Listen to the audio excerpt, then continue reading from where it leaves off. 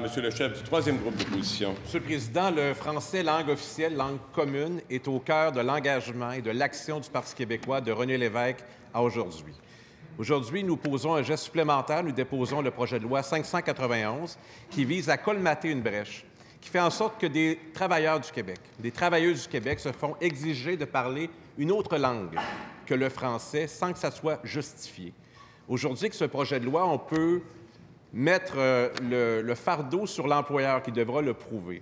Aujourd'hui, je demande au premier ministre s'il est d'accord avec cette mesure, parce que c'est important, le milieu de travail comme lieu de socialisation. On a besoin de son soutien et c'est notre contribution. Alors, je dépose avec beaucoup de fierté ce projet de loi qui va nous faire respecter comme Québécois, les Québécois qui parlent le français, qui en sont fiers et qui ont le droit de travailler dans leur langue sans aucune discrimination aujourd'hui et pour toujours.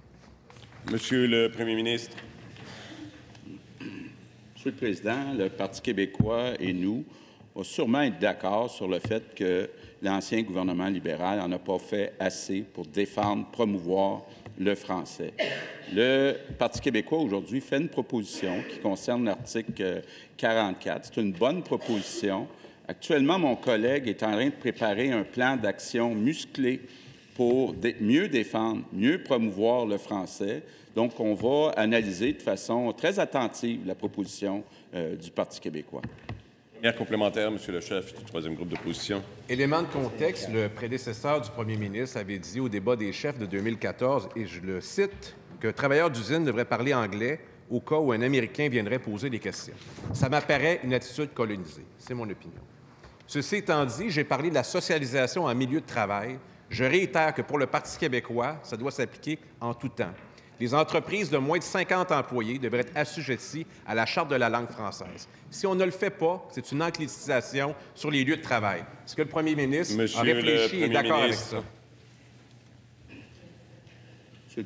Monsieur le Président, effectivement, on se souvient tous de la déclaration malheureuse de Philippe Couillard lors du débat des chefs, qui avait dit à l'époque, oui, il faudrait que les employés dans une usine parlent anglais.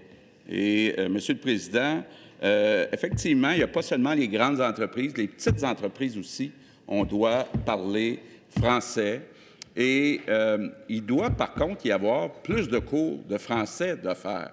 Et malheureusement, autant les gouvernements du Parti québécois que du Parti libéral en ont pas fait assez pour augmenter les budgets en francisation, pour offrir des cours, même le midi, dans les petites entreprises. Donc, c'est ce que mon collègue est en train de regarder. Deuxième complémentaire, Monsieur le chef du troisième groupe. Monsieur le Président, humblement, l'un n'empêche pas l'autre. La francisation des nouveaux arrivants, l'apprentissage de la qualité du français, la protection de la langue, la promotion de la langue, mais ce qui est exigé est relativement clair.